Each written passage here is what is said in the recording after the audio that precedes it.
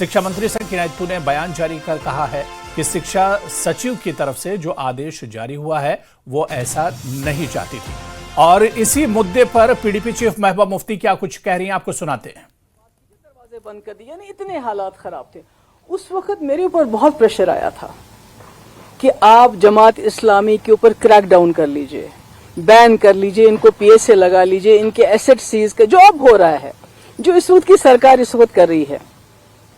मगर मैंने सोचा कि अगर मैं अपने ही लोगों पे बिला वजह इस किस्म की कार्रवाई, या तो कोई सबूत हो कि भाई इस वक्त ये कुछ ऐसा कर रहे हैं तो आप कोई एक्शन लोगे, मगर सिर्फ इनकी आइडियोलॉजी की वजह से किसी ने जाके दिल्ली में चुगली खाई थी कि भाई वहां जो भी कुछ कर रहे हैं वो जमात इस्लामी के लोग कर रहे हैं, जो पथराव हो रहा है, जो मुल्क के मुखालिफ जो मुहिम चल रही है वो सब जमात इस्लामी। पर मैंने उस वक्त स्टैंड लिया, जैसे मैंने कुठवा में स्टैंड लिया।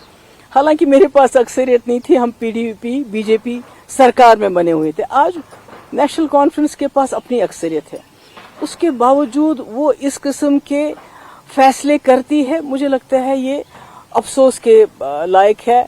और इसके बारे में क्या कहूँगा, वैसे तो लोग कहते हैं कि कहीं ना कहीं नेशनल कॉन्फ्रेंस और जमात इस्लामी का पुराने वक्त से चल रहा है कि जब शेख साहब मरहूम 77 में आ गए, उसके बाद जमात इस्लामी वालों के साथ क्या किया गया, किस तरह इनके घर चलाए गए, क्या क्या हमारी मुकद्दस किताबें भी नजर आतश की गई। उसके बाद 87 के बाद क्या किया गया, जो फलायम ट्रस्ट के टीचर है उनको कैसे पब्लिक सेफ्टी एक्ट लगाया गया। और आज 2025 में अब इनके जो स्कूल थे, जो लोगों के गरीब लोगों को, गरीब बच्चों को, क्योंकि आपने देखा कि सरकारी स्कूलों में जो चीज कमी है वो ये स्कूल पूरी करते थे, जिनका कोई नहीं होता था और कम फीस लेके ये तालीम देते थे। तो आज इन्होंने इतना बड़ा सिस्टम जो एक बना हुआ है उसको एक हिसाब से तबाही के दहाने पे पहुंचा दिया है। कई घर इसके साथ वाबस्ता है, कई टीचर, सबका मुस्तकबिल जो है। मैम, आपने एजुकेशन मिनिस्टर का स्टेटमेंट देखा होगा, वो कहती हैं कि हमने कुछ और डिसाइड किया था कि कल जो लोकल प्रिंसिपल होगा वो टेक ओवर करेगा, मजिस्ट्रेट की बात नहीं। पहले तो टेक ओवर क्यों करे? अगर पिछले 8 साल से, जब से गवर्नर रूल भी चल रहा है, एलजी का रूल भी चल रहा है, इसका टेक ओवर नहीं हुआ तो आज तो पॉपुलर सरकार है, आज क्यों टेक ओवर हुआ? और अगर मिनिस्टर साहिबा ये कहती हैं कि इसमें कंफ्यूजन है तो वो ऑर्डर कैंसिल कर दे। सबसे आसान बात है, ऑर्डर कैंसिल कर दे, कहे ये गलत ऑर्डर है, मैं इसको कैंसिल कर देती हूँ। वो तो मिनिस्टर है ना। तो इस तरह मैं समझती हूँ कि लोगों के जज्बात के साथ खिलवाड़ करना, लोगों की जिंदगियों के साथ, खासकर हमारे एजुकेशन सिस्टम के साथ इस किस्म का खिलवाड़ करना, मैं समझती हूँ ये बहुत ही बुरा है। मैम, बीजेपी ने वेलकम किया है इस स्टेप को, बोला है कि जो बच्चे हैं, हजारों में जो बच्चे पढ़ रहे थे इन स्कूल्स में, वो सेपरेटिस्ट इन्फ्लुएंस से बच जाएंगे। देखिए, मैंने आपको कहा है कि बीजेपी ने मेरे वक्त में भी, जब मैं उनके साथ अलायंस में थी, बहुत दबाव डाला और टॉप लेवल से मुझ पे दबाव आया कि आप जमात इस्लामी के ऊपर क्रैक डाउन कर लीजिए, बैन कर लीजिए, उनको पीएसए लगाइए। पर बीजेपी की आइडियोलॉजी और एनसी की आइडियोलॉजी में कुछ तो फर्क होना चाहिए। ये तो लगता है कि एक ही पेज पे, they are on the same page as far as this is going on. Ma'am, Sajad Lone ने कहा है असली टीम में तो एनसी है। खैर, वो उस पे मैं I don't want to comment on that. आपको लगता है कि एजुकेशन मिनिस्ट्री की सहमति थी इस ऑर्डर में, जिसमें से डिनायल मोड पे है आज? अगर नहीं है तो वो ऑर्डर रिसाइन कर ले, कैंसिल कर दे ऑर्डर, नया ऑर्डर निकाले कि हमारा कोई इरादा नहीं है टेक ओवर करने का या इसमें इंटरवीन करने का, कर ले तो दूध का दूध और पानी का पानी हो जाएगा। मैं तो रिक्वेस्ट करूंगी सकीना जी से कि आज अपने लोगों के लिए खड़े हो जाइए। ये एक जमात इस्लामी की बात नहीं, एफएटी की बात नहीं है। आज आपने ये काम कर दिया और दिल्ली वालों को खुश करने के लिए, कल कुछ और करेंगे। अरे मैं तो उनके साथ मैंने काम किया है, मगर उसके बावजूद इतना प्रेशर आने, मैंने सब कुछ दाव पे लगाया, मगर मैंने कहा मैं ये गलत काम नहीं करूंगी, चाहे कुठवा हो चाहे जमात इस्लामी का इशू हो। तो ये तो बहुत बुरा है। 50 सीटें होके भी अगर वो इस तरह काम करेंगे, अपने लोगों के खिलाफ जाएंगे, बीजेपी के एजेंडे को इम्प्लीमेंट करेंगे, तो मुझे लगता है ये अफसोस की बात है। Thank you.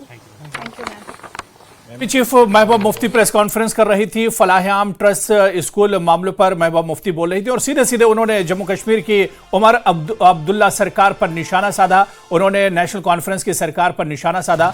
उन्होंने बल्कि नेशनल कॉन्फ्रेंस और बीजेपी की सोच एक बताया है और उन्होंने कहा है कि कम से कम नेशनल कॉन्फ्रेंस या उमर अब्दुल्ला को अपने लोगों को बचाने के लिए इस तरह का कदम नहीं उठाना चाहिए था। तो सीधा सीधा महबूबा मुफ्ती ने उमर अब्दुल्ला सरकार पर निशाना साधा है और महबूबा मुफ्ती ने फलाह-ए-आम ट्रस्ट स्कूल के मामले में बड़ा बयान दिया है। जमात इस्लामी के साथ उन्होंने कहा कि नाइंसाफी हुई है, टेक ओवर पहले नहीं तो अब क्यों हुआ।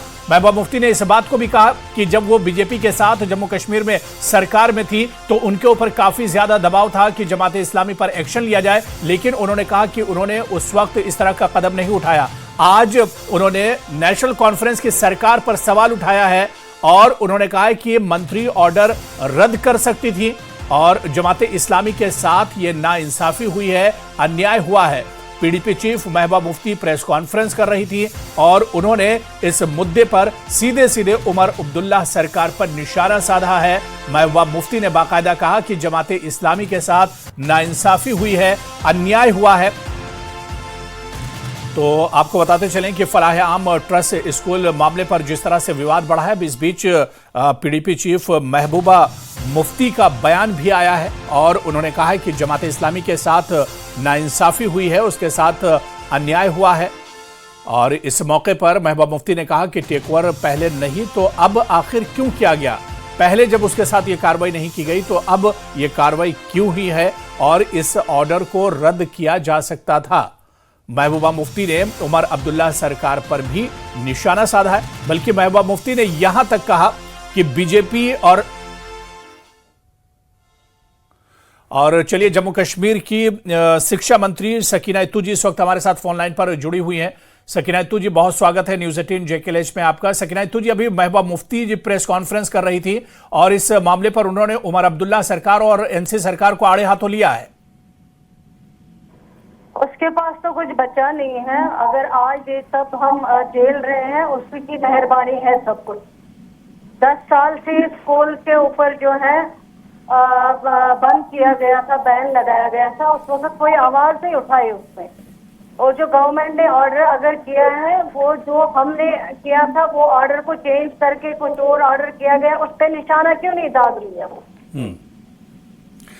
गवर्नमेंट ने उसको निशाना दागना। लेकिन उन लोगों ने जिन्होंने ऑर्डर को तोड़ मोड़ कर पेश किया है, जो गवर्नमेंट का ऑर्डर था, जो एज मिनिस्टर मैंने अप्रूवल दी थी, वो तो मैंने ये दी थी कि बच्चों का फ्यूचर जो है वो आगे रजिस्ट्रेशन में उनको दिक्कत आ रही है। उनकी मैनेजमेंट कमेटी जो है वो ऑलरेडी लैप्स हो चुकी है। मैनेजमेंट कमेटी को फिर से बनाने के लिए उसमें 3 महीने के अंदर अंदर तब तक नियरेस्ट प्रिंसिपल इंचार्ज उन स्कूल को देखभाल करेगा जब तक ये मैनेजमेंट कमेटी बनेगी। और मैनेजमेंट कमेटी बनने के बाद ये जो है स्कूल वापस उन मैनेजमेंट कमेटी के हवाले किए जाएंगे। सकीना इत्तू जी, महबूबा मुफ्ती जी ने यहां पर कहा कि उनकी सरकार जब बीजेपी के साथ थी काफी दबाव था कि जमात इस्लामी पर बैन किया जाए, कार्रवाई की जाए, लेकिन उस वक्त नहीं की गई। आज उमर अब्दुल्ला की सरकार ने वो कर दिखाया है। हमने कुछ नहीं किया है। उन्हीं के दौर इक़्तिदार में बैन लगी हुई है जब वो चीफ मिनिस्टर थी। आज कोई बैन नहीं लगाया गया है, ना आज कोई स्कूल को बंद किया गया है। जो स्कूल है वो वही है, बच्चे पढ़ रहे हैं वही है, स्टाफ वही है।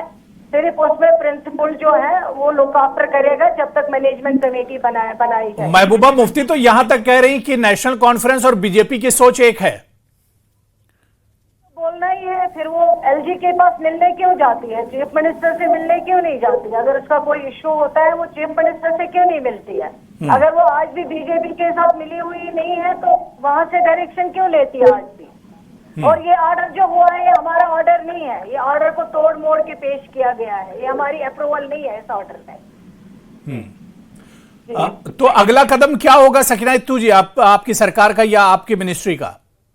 नहीं, अगला कदम यही होगा, 3 महीने में मैनेजमेंट कमेटी बनेगी, तब तक प्रिंसिपल लुक आफ्टर करेगा और उसके बाद मैनेजमेंट कमेटी को वापस स्कूल जो है वो दिए जाएंगे, जो भी मैनेजमेंट कमेटी होगी। जी, बहुत बहुत शुक्रिया सकीना इत्तू जी हमारे साथ जुड़ने के लिए, अपना कीमती समय देने के लिए।